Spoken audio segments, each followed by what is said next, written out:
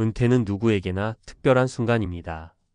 오랫동안 일해온 무게에서 벗어나 이제는 나를 위해 살겠다고 다짐하는 시기니까요. 그런데 막상 은퇴를 맞이하고 나면 막연한 자유와 기대감 뒤에 의외의 고민과 현실이 찾아오는 경우가 많습니다. 특히 은퇴 후에 무엇을 하며 살지? 라는 질문 앞에서 답을 찾지 못해 방황하는 분들이 적지 않습니다. 제가 오늘 이야기할 60대 남성 김 씨도 그랬습니다. 그는 은퇴 후 매달 해외여행을 다니며 인생 최고의 황금기를 누릴 거라 믿었죠. 하지만 7년이 흐른 지금 그는 돈도 건강도 잃은 채 후회만 가득한 삶을 살고 있습니다. 왜 이런 일이 벌어졌을까요? 그리고 이런 이야기가 우리 모두에게 어떤 교훈이 될 수 있을까요? 먼저 김 씨의 이야기를 좀 더 자세히 들여다보겠습니다. 그는 대기업에서 35년간 근무한 후 60세에 은퇴했습니다. 재직 시절 모아둔 퇴직금과 연금이 꽤 넉넉했기에 그는 은퇴 후 여행을 인생 목표로 삼았습니다. 매달 한 번씩 해외여행을 계획하며 설렘 가득한 나날을 보냈죠. 하지만 처음 몇 년간의 여행은 그야말로 천국 같았습니다. 새로운 문화, 다양한 사람들, 맛있는 음식에 매료되었고 지루할 틈 없이 바쁘게 지냈습니다. 그런데 점점 여행 횟수가 늘어나면서 지출도 걷잡을 수 없이 커졌습니다. 고급 숙소와 맛집, 쇼핑까지 포함하니 은퇴 자금이 빠르게 줄기 시작했습니다. 돈이 줄어드는 것만큼이나 무서운 건 건강이었습니다. 잦은 비행과 불규칙한 생활, 현지 음식을 먹으며 몸이 점점 약해졌고 스트레스도 늘었습니다. 결국 몇 차례 입원까지 하게 된 김 씨는 여행을 멈출 수밖에 없었고 급기야는 생활비 걱정에 일자리를 구하려 했지만 나이와 건강 문제로 쉽지 않았습니다. 김 씨의 이야기는 결코 혼자만의 사례가 아닙니다. 은퇴 후 자유와 여행에 너무 몰두하다가 자칫 삶의 균형을 잃는 분들이 많습니다. 이런 상황을 조금 더 구체적으로 이해할 수 있도록 현실적인 사례 3가지를 함께 살펴보겠습니다. 첫 번째 사례는 65세 정 씨입니다. 그는 은퇴 후 아내와 함께 전국 방방곡곡을 다니며 행복한 노년을 꿈꿨습니다. 하지만 여행 경비를 마련하느라 평소 생활비와 건강 관리를 소홀히 했고 결국 중대한 병을 앓게 되면서 큰 의료비가 들었습니다.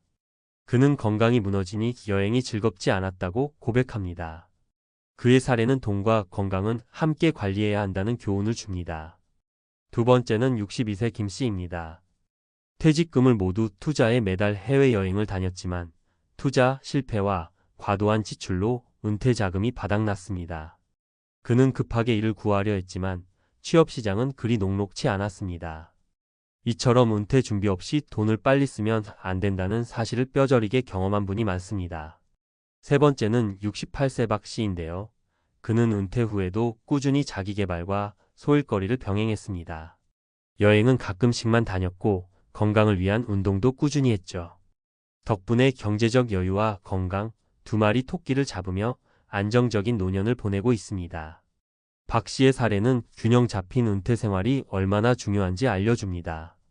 그럼 이제 은퇴 후 삶을 준비하며 꼭 짚어야 할 점들을 전문가 시선에서 이야기해 볼게요.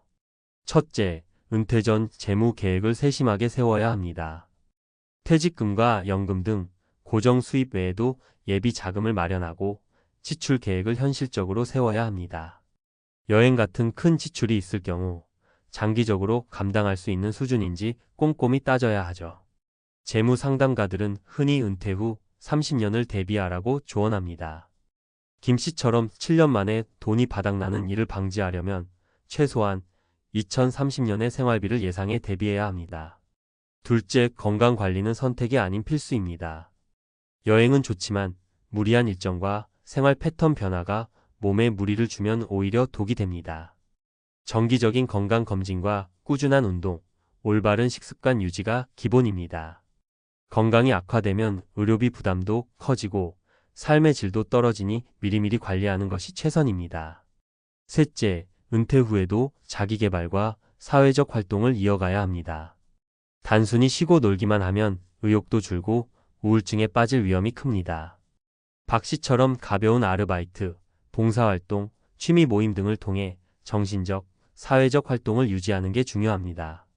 이는 건강에도 긍정적인 영향을 미치고 새로운 인간관계도 형성해 줍니다.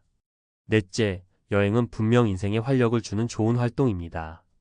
하지만 무작정 매달 다니는 것보다 계획적인 여행이 필요합니다. 여행 시기도 잘 조절하고 비용도 관리해야 합니다.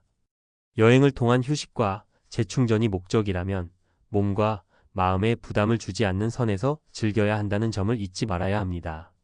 마지막으로 김 씨 같은 분들이 후회하지 않도록 미리 준비할 수 있는 현실적인 팁을 나누겠습니다.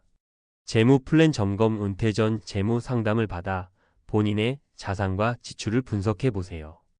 예상치 못한 지출과 긴 노후 기간을 감안해 계획을 세우는 게 중요합니다. 건강관리 루틴 만들기. 운동, 식사, 정기검진을 루틴화해 꾸준히 지키는 습관을 들이세요. 여행을 떠나기 전에 건강 상태도 꼭 확인하는 게 좋아요. 여행 우선순위 정하기. 모든 달에 여행을 가기보다 특별한 때에 맞춰 계획적으로 떠나세요. 비용과 체력을 아끼는 데 도움이 됩니다. 사회적 네트워크 유지. 은퇴 후 외로움과 무기력을 방지하려면 친구, 가족, 지역사회와의 교류를 꾸준히 이어가야 합니다. 새로운 목표 설정. 여행 외에도 취미, 봉사, 공부 등 새로운 도전을 만들어 활기찬 노년을 꾸려보세요. 은퇴는 끝이 아니라 또 다른 시작입니다.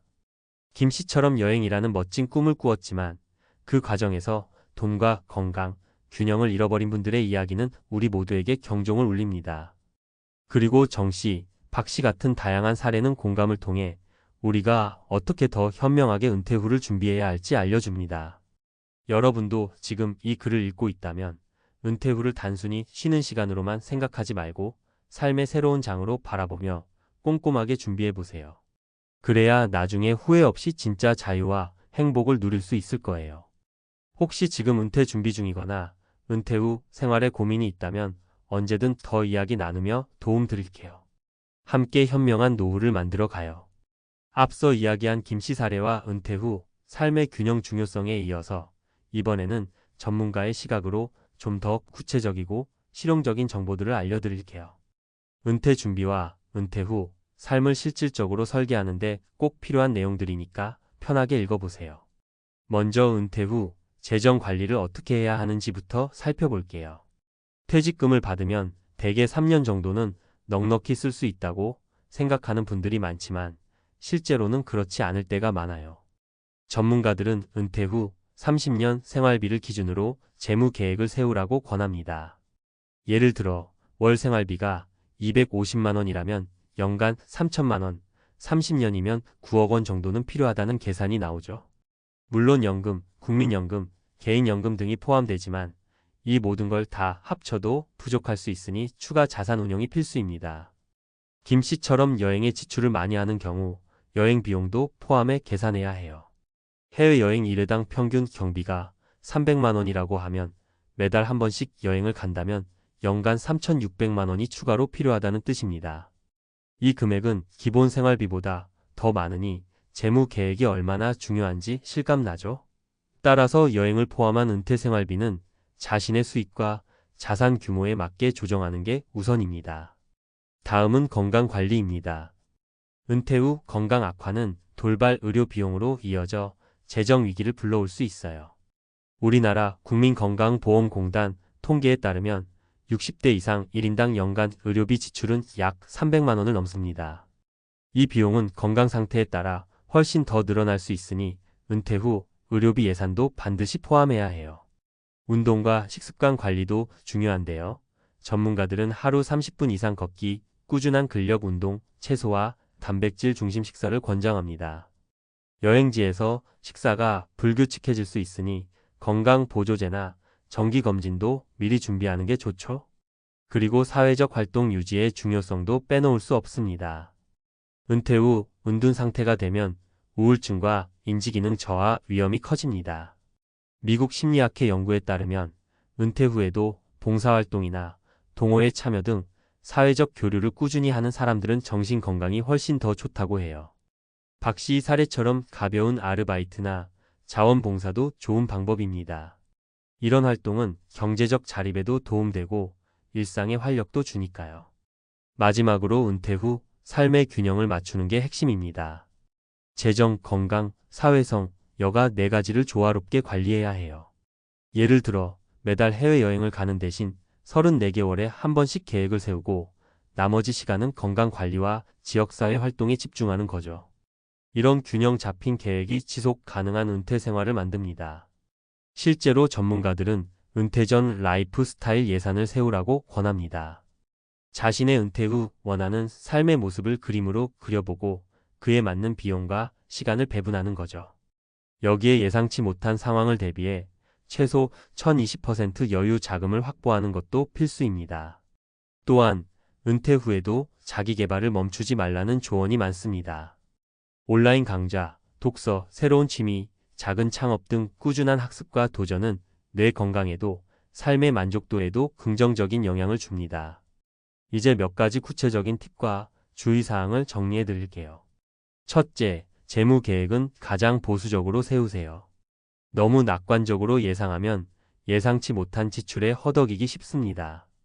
둘째, 은퇴 후 지출 내역을 꼼꼼히 기록하고 주기적으로 점검하세요.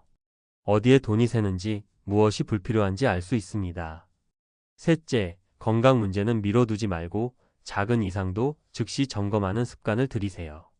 넷째, 여행이나 여가 활동도 과유불급이라는 점을 기억하세요. 지나친 과시는 나중에 부담이 될 수 있습니다. 마지막으로 주변 가족이나 전문가와 꾸준히 소통하세요.